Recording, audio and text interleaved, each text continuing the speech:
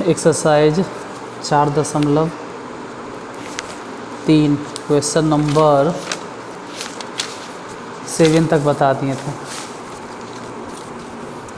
दरअसल हुआ था ये कि इसमें साउंड नहीं आया था तो 7 तक बता दिए थे, 8वां बताना था। ध्यान दीजिएगा, क्वेश्चन लिख के बता देते हैं। ऐसे ऑफलाइन पढ़ाते हैं तो क्वेश्चन बोल कर लिखवा देते हैं। यहाँ जितना बोलेंगे उससे अच्छा है लिख देते हैं। 2 अंकों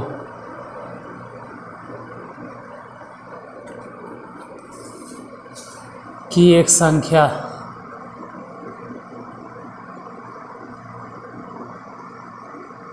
दो अंकों की एक संख्या इस प्रकार है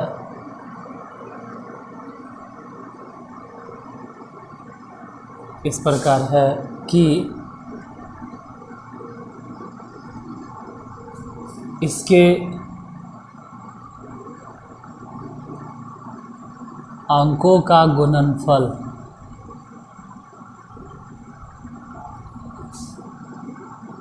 चौदह है। ठीक है, यदि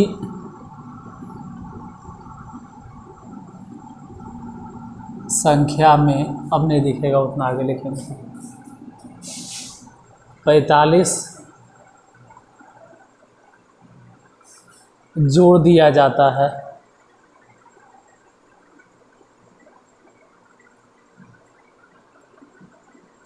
तो संख्या के अंक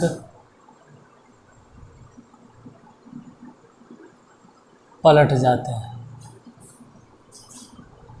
तो संख्या ज्ञात करें।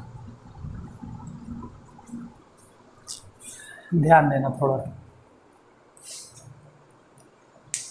क्योंकि 2 अंकों वाली संख्या, और जब भी 2 अंकों वाली संख्या मिलेगा, जब भी आपको 2 अंकों वाली संख्या मिले तो वहाँ एक बात ध्यान रखना है कि 2 अंकों वाली संख्या में हमेशा हमको इकाई अंक मानना है, दहाई अंक मानना है और फिर संख्या मानना है।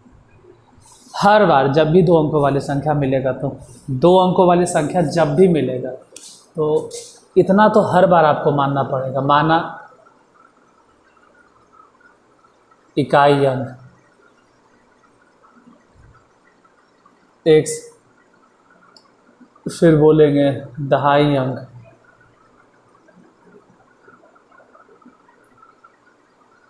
y, और फिर हो जाएगा संख्या बराबर कितना होगा 10y प्लस x। फिर अंक पलटने पर बनी संख्या, अंक पलटने पर बनी संख्या, वो भी लिखना होगा, क्योंकि इसमें दिए हुए हैं कि अंक पलट जाते हैं तो वैसा भी लिखना पड़ेगा 10x प्लस y। अब प्रश्न से जो भी रहे, जैसे भी रहे लिखेंगे। क्या कह रहा है, 2 अंकों की एक संख्या इस प्रकार है कि इसके अंकों का गुणनफल 14 है। अंक मतलब एगो x है, एगो y है, तो x और y दोनों को गुना कर देंगे तो 14। इसको लिखेंगे समीकरण फर्स्ट। यदि संख्या में 45 जोड़ दिया जाए तो अब लिखेंगे पुनः प्रश्न से यदि संख्या में 45 जोड़ दिया जाए, यानी 10y प्लस x, इसमें 45 जोड़ दिया जाए तो संख्या के अंक पलट जाते हैं, मतलब ये हो जाता है 10x प्लस y, ये वाला कंडीशन। फिर हम ये बोलेंगे कि x को उधर ले जाके लिखो, तो x उधर घट गया तो 9x हो जाएगा। फिर 10y को उधर घटा दो तो माइनस में 9y हो जाएगा, इधर बच गया 45। अब यहाँ 9 समझ जाना, 9 कॉमन, तो x minus y is equal to 5, x minus y is equal to 5, ये 5 है। एक तरह से आप समीकरण सेकेंड कह सकते हैं। अब यही दिक्कत होता है कि x minus y is equal to 5 है। अब क्या करें, तो या तो आप इस समीकरण में से x निकालो या तो y निकालो, मतलब चलो y ही निकाल देते हैं, y इधर भेज देते हैं, y equal to x minus 5। और अब ये कहेंगे कि y का मान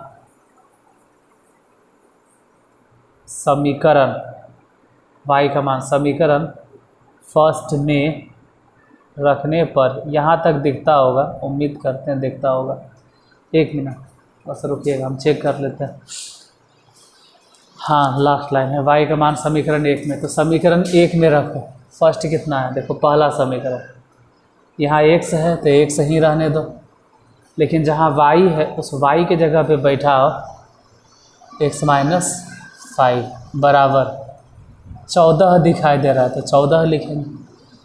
फिर गुना उना करके हल कर लो तो एक्स स्क्वायर माइनस 5x अब माइनस 14 इधर भेज दो इज इक्वल टू 0। देखिए ये सब हिसाब हम ऑफलाइन में ऑलरेडी बता चुके थे, लेकिन उसमें साउंड का प्रॉब्लम हो गया, उस वीडियो में साउंड नहीं आ पाया तो फिर से दोबारा बताना पड़ रहा है। तो जो ऑफलाइन क्लास में पढ़ते हैं उसके लिए तो बहुत आसान है,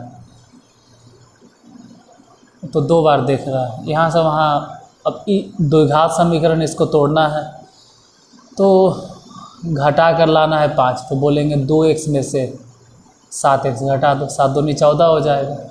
ये सब गुणनखंड बहुत बार समझा दिए हैं, और अगर आपको गुणनखंड देखना है तो इसी के होम पेज पे मतलब 50 क्वेश्चन का 1 घंटे का वीडियो मिलेगा, जिसका रेड कलर का थंबनेल, आप गुणनखंड देख लीजिए। क्योंकि द्विघात समीकरण में हर बार गुणनखंड आएगा, तो हर बार तो ऐसा है नहीं कि हम गुणनखंड आपको सिखाएंगे। आप पहले गुणनखंड सीख लीजिए। 2x में से 7x गया माइनस 14 इज इक्वल टू 14। इन दोनों में से कॉमन ले लो x, तो बच गया x प्लस 2। यहाँ से माइनस 7 तो बच गया x plus 2 is equal to 0। अब x प्लस 2 दोनों जगह से निकाल दिए, यहाँ से बच गया x minus 7 is equal to 0। x बराबर माइनस 2 और यहाँ से समझे तो x बराबर 7। हालांकि माइनस 2 जो आया है माइनस में है, तो माइनस में है इसलिए बोलेंगे संभव नहीं, क्योंकि कोई भी अंक जैसे इकाई अंक है या दहाई अंक है, तो कोई भी अंक माइनस में संभव नहीं होता है। अंक अगर डिजिट्स की बात करें तो 1 से शुरू होगा, 1 2 3 4 5 6 7 8 9 डिजिट्स 0 से स्टार्ट होकर 9 तक ही जाता है, तो उसमें माइनस वाला नंबर तो नहीं आएगा, तो ये संभव नहीं है, तो ये चलेगा। अगर x बराबर 7 है तो फिर यहाँ ध्यान दीजिएगा, x की जगह पे 7 रख देंगे तो y बराबर हो जाएगा 2।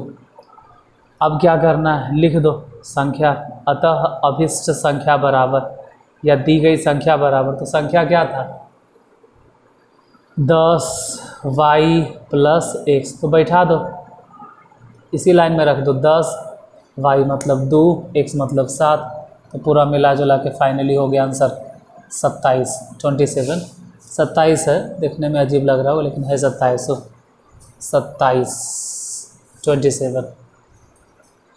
तो 8वां नंबर क्वेश्चन का आंसर 27 हो गया। नेक्स्ट क्वेश्चन 9 देखते हैं, 9 क्या है जो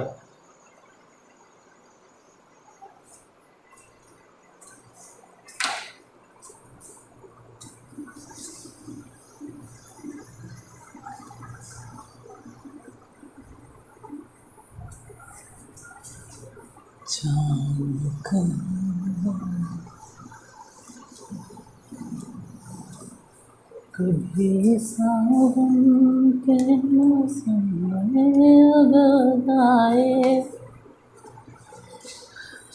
क्वेश्चन नंबर 9, ध्यान देना क्वेश्चन। 2 प्राकृत, इसमें प्राकृतिक लिखल है, 2 प्राकृत होगा, 2 प्राकृत संख्याओं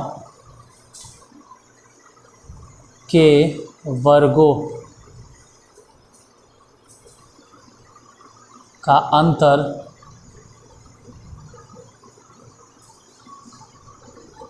45 है। फिर दिए हुए कि छोटी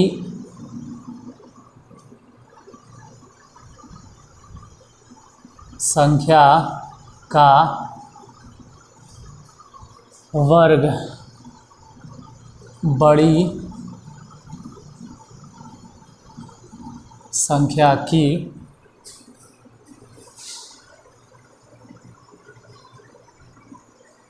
चार गुनी है। तो संख्याएं ज्ञात करें। संख्याएं ज्ञात करें। यहाँ ध्यान दो, दो प्राकृत संख्याओं के वर्गों का अंतर 45 है और इसमें छोटी संख्या बड़ी संख्या जैसा कुछ दिया गया है, तो हम उसी हिसाब से मानेंगे। मान के चलते हैं, माना बड़ी संख्या x है, छोटी संख्या y है। अब जैसे जैसे प्रश्न से कहेगा वैसे वैसे लिखेंगे, लेकिन प्रश्न के दूसरा पार्ट, चलो पहले पार्ट लिखते हैं इस बार। पहले पार्ट, दो प्राकृत संख्याओं के वर्गों का अंतर। तो बड़ी संख्या x है तो x के स्क्वायर,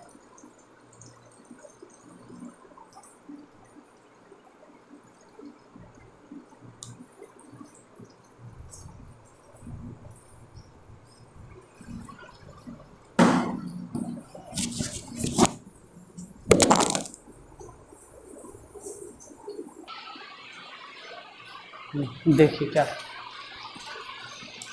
दो प्राकृत संख्याओं के वर्गों का अंतर। तो बड़ी संख्या इसमें x है तो x square minus y square is equal to दिए हुए 45। इसको समीकरण फर्स्ट ऐसे ही मान के छोड़ दो, फिर लिखो पुनः प्रश्न से।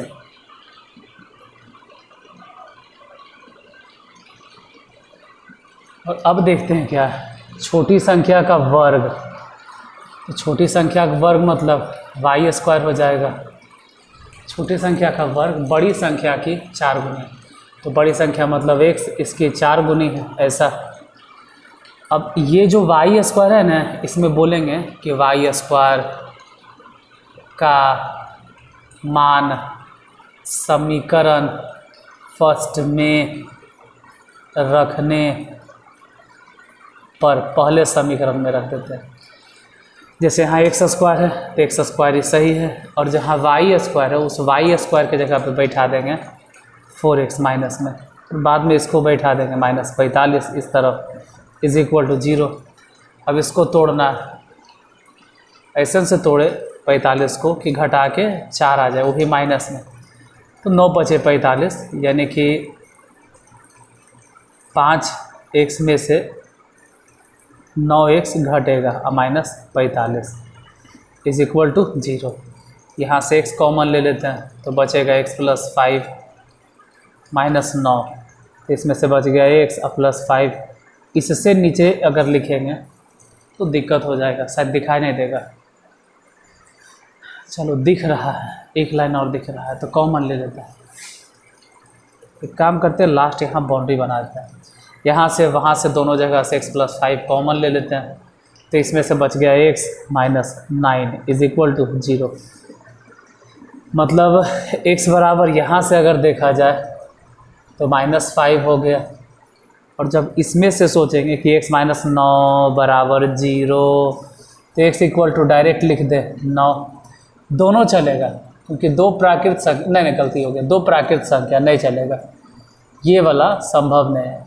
दिस इज़ माई मिस्टेक, माफ़ करना, आई एम सो सॉरी, ये नहीं चलेगा क्योंकि प्राकृत संख्या है, तो -5 तो प्राकृत नहीं है, तो x बराबर 9 होगा। अब 1 मिनट, अगर x 9 है तो y सोचो, यहीं रख दो ना, देखो वाई स्क्वायर बराबर x के जगह पे कितना बैठा देंगे 4 × 9, तो y बराबर हो जाएगा 6। x निकल गया, y निकल गया, हो गया। अब क्या, अतः दो प्राकृत संख्या है, वो दोनों संख्याएं कितना कितना, तो एगो 6 और एगो 9, या फिर एगो 9 तो दूसरा 6 हो गया। अगला नंबर क्वेश्चन,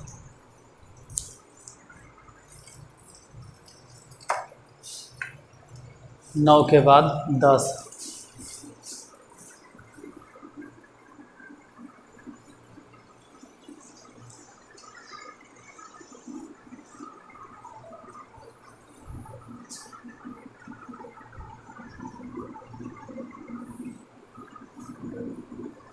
ऑफलाइन पढ़ाने का जो आदत है ना, जब आपके लिए क्लास रिकॉर्ड करते हैं घर में तो अजीब लगता है, समझ में नहीं आता है कि हम पढ़ा रहे हैं या क्या कर रहे हैं। क्वेश्चन नंबर 9 था 10, दो संख्याओं का अंतर। क्वेश्चन आप लोग भी मेरे साथ साथ लिखते जाइएगा। जब बताएं ना, जब हम बताना शुरू करें तो भले ही समझना, अभी आप मेरे साथ साथ क्वेश्चन लिखते जाइए। दो संख्याओं का अंतर 5 तथा उनके व्युत्क्रमों का अंतर 1/10 है, तो संख्याओं को ज्ञात करें। इधर नहीं भी दिखेगा चलेगा, क्योंकि क्वेश्चन हो गया कंप्लीट आपका। क्वेश्चन में है कि दो संख्याओं का अंतर 5 है। चलो मानना शुरू करते हैं। माना दो संख्याएं, देखो एक संख्या अगर x है तो दूसरा संख्या इससे या तो 5 ज़्यादा होगा या तो 5 कम, तो हम ज़्यादा ही मान लेते हैं, कम नहीं मान के ज़्यादा है। प्रश्न में क्या कह रहा है कि इसके व्युत्क्रमों का अंतर, तो व्युत्क्रम मतलब 1/x और इसका व्युत्क्रम मतलब 1/x + 5। और हम क्लास में भी बताए थे जब आप लोग को ऑफलाइन पढ़ा रहे थे तो, कि x भले ही छोटा है, x + 5 बड़ा है। मान लेते हैं कि जो आप ये माने हैं इसमें ये बड़ा है, ठीक है, लेकिन जब आप पलट देते हैं तो यही बड़ा हो जाता है। तो बड़ा में से छोटा घट के कितना आ जाएगा 1/10। बाकी इधर एलसीएम लेना शुरू करो तो एलसीएम हो जाएगा x × x + 5। इसको यहाँ भेजो, x + 5 इधर गुना हो गया, x वहाँ भेजो, -x = 1/, x से x कट गया, बाकी जो बच गया 5 उसमें 10 गुना कर दीजिए, 10 × 5 = 50। और x गुना कर देना तो x², फिर इसमें गुना कर देना +5x। जैसे x² + 5x उस तरफ ले गए, फिर इसको लिखेंगे तो x² + 5x और -50 = 0। अब 50 को इस तरह से तोड़ना है कि घटा के 5 आ जाए। x², 10 × 5 = 50, 10 में से 5x गया, -50 = 0। इन दोनों में से कॉमन ले लो x, तो x + 10 - 5 कॉमन लेंगे तो बचेगा x + 10 = 0। अब यहाँ से और वहाँ से दोनों ही जगह से x + 10 कॉमन ले लेता है, तो इस जगह से बचा x - 5 = 0। इधर ध्यान दो, x = -10, या तो फिर इसमें से अगर समझें तो x = 5।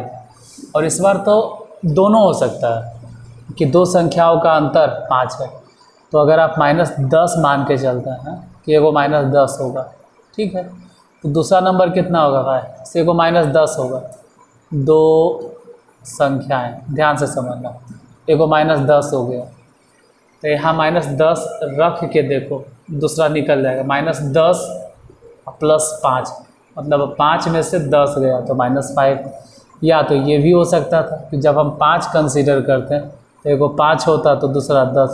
ये दोनों आंसर हो सकता है, क्योंकि ऐसा तो नहीं कहा गया कि धनात्मक संख्या या ऋणात्मक संख्या, तो अगर प्लस वाला आता है तब भी आंसर सही है और माइनस वाला आता है तब भी आंसर सही है। ऐसा नहीं सिर्फ प्लस वाला ही सही होगा। इसके बाद एक क्वेश्चन और बताए थे, क्या करें, बताए तो थे। देखो ऑफलाइन जो पढ़ाते हैं वो थोड़ा बेहतर समझाते हैं, वहाँ पे लोग आप लोग बैठे हुए रहते हैं, तो बेहतर समझाते हैं। फिर भी क्या करें, उसमें साउंड नहीं था तो दोबारा बताना पड़ रहा है हमको। एक क्वेश्चन और है 11।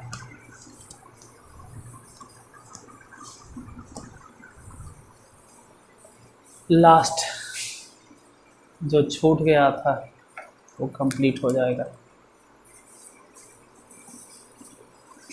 11 नंबर, किसी संख्या और उसके व्युत्क्रम का योग 10/3 है तो संख्या ज्ञात करें। ध्यान देना, कोई संख्या है, बहुत हल्का क्वेश्चन है, तो बहुत आसान, तो तुरंत बन जाएगा। यहाँ सीधे मानेंगे, माना वह संख्या या माना एक संख्या, जो संख्या ज्ञात करनी है उसी को मान लेंगे x। अब सीधे प्रश्न